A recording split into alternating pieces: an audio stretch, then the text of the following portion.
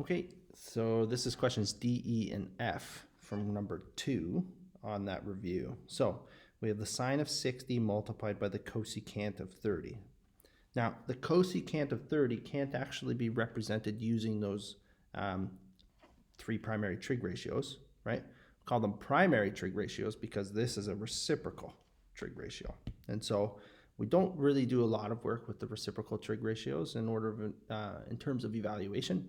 So what we'll do is we'll write this with respect to the primary trig ratio. And so what we get is we get sine 60 multiplied by cosecant corresponds with 1 over sine 30. Okay, don't forget equal signs.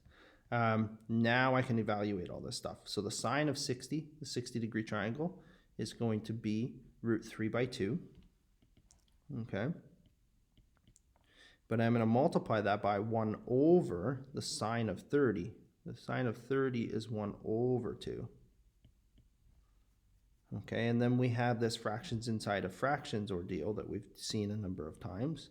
We're going to have root 3 by 2 multiplied by 1 multiplied by 2 over 1.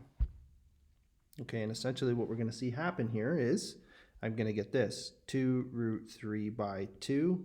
That's what happens when I multiply all the numerators out and all the denominators out. And then 2 divided by 2 is just going to divide out to be 1. And I'm just going to be left with root 3 for that question, which is the answer if you check the answer page. Okay. Question E. Question E is the tan squared of 45 multiplied by 2 cos 30. Okay, so again, we're just finding the ratios and doing the appropriate work, right? So I'm going to get the tan of 45. Tangent of 45 is 1. That's a nice one, right? So that's going to equal 1 over 1, but I have to square it. Just don't forget to do that, just out of practice. Because if that's not 1 and you don't square it, you're going to get the wrong answer. 2 times the cosine of 30. The cosine of 30 is root 3 by 2.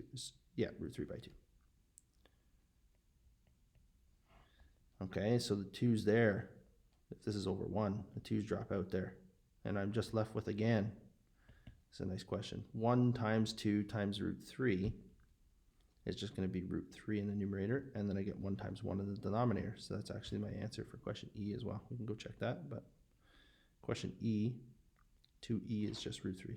D and E were root 3. Okay, let's go do F and see what happens, okay? Question F says cos squared 60 multiplied by 2, use the dots, 2 sine 60. Okay. So cos squared 60, the cos of 60 is 1/2 from our triangle, and I need to square that. And then I'm going to multiply that by 2 times the sine of 60. The sine of 60 is root 3 by 2, right? That's opposite over hypotenuse, okay, root 3 by 2. So again, 2's drop out, that's nice. But this time I'm going to be left with 1 over 4 multiplied by root 3 by 1. And so I'm left with just root 3 by 4 as a final answer. Okay, so that wraps up number 2 there, and just some extra practice evaluating for exact values. Okay, and if you see the word exact at any point in time, that means you're doing it without a calculator and using the special triangles to do so. Okay, so I'll see you in question 3.